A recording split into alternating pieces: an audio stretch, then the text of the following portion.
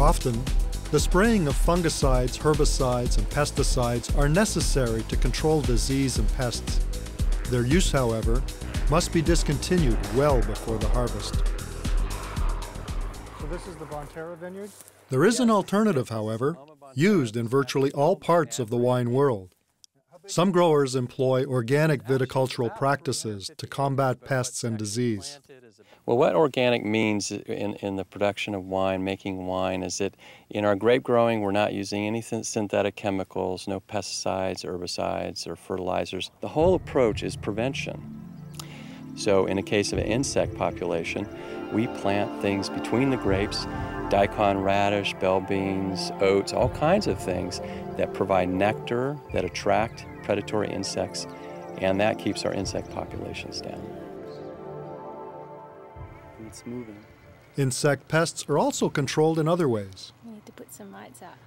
Here, pheromones are placed in the vineyard to disrupt insect pest reproduction and protect the vine.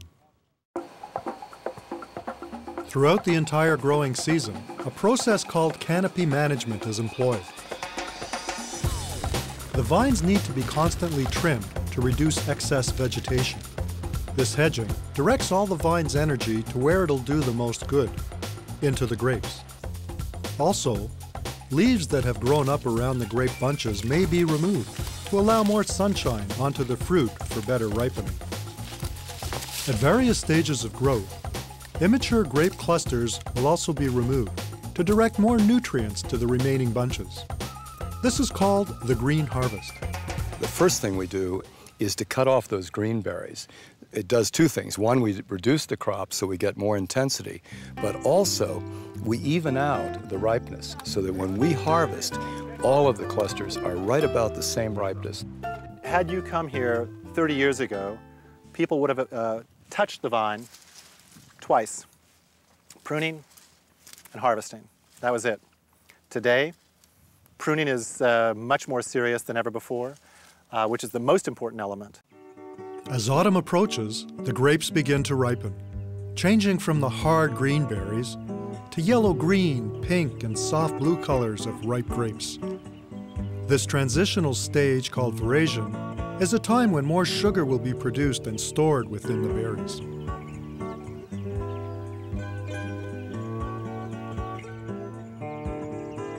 In early autumn, when the process is complete, growers begin checking the grapes on a daily basis for ripeness. What they're looking for is an optimal balance between sugars and acid within the grapes. 23 bricks. 23. Unlike some other fruits, grapes will not continue to ripen once they're picked from the vine. Selecting the right moment to harvest is the most critical decision in the grower's year. You were saying another few weeks? Yes, I would think maybe almost a month. Yeah. In cooler growing regions like Ontario, the fall weather can be highly unpredictable, making the decision to harvest all the more critical. Along with their years of experience, today growers have turned increasingly to technological advances like remote weather stations to help predict local weather patterns. A heavy rainfall during the harvest phase can advance rot and disease or waterlog the fruit, which dilutes their sugars. In warm climate regions, growers can generally rely on favorable dry conditions at harvest. This results in consistent ripening of fruit from one vintage to the next. When the sugars in the grape have reached their peak, the harvest can begin.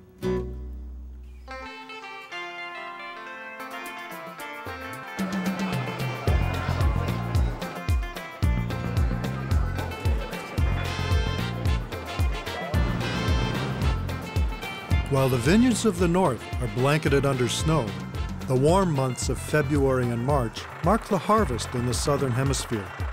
This is a time of frenzied activity as communities come together to make the year's wine. Everyone participates here. This is the culmination of months of hard work in the vineyards and a race to collect the fruit at its peak. For many producers, the best method for selecting and picking grapes is manual harvesting, a process as old as winemaking itself. crews of pickers will move from row to row, cutting grape bunches off the vine with shears.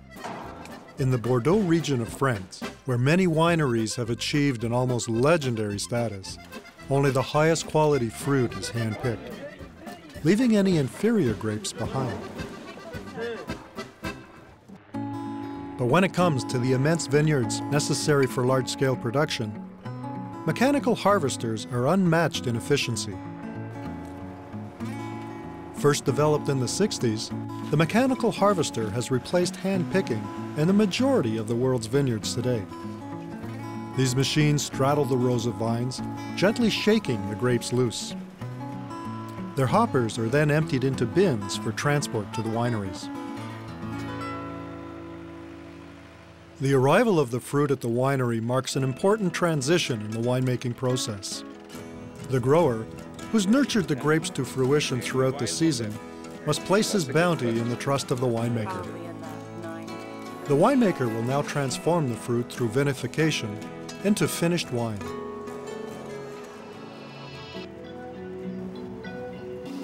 Now begins the process of extracting the sweet juice and flavor compounds from the grape. First, the stalks are removed by passing through a crusher destemmer that also lightly cracks the skin of the grapes. Unlike the reds, white wine grapes are transferred directly to a wine press. Exerting gradual pressure on the grapes, the press separates the liquid from the solid matter.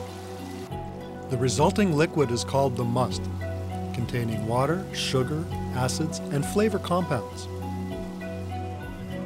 At every step in the process, random tests are performed to assess sugar levels, acidity, and pH that gauge the overall quality of the juice.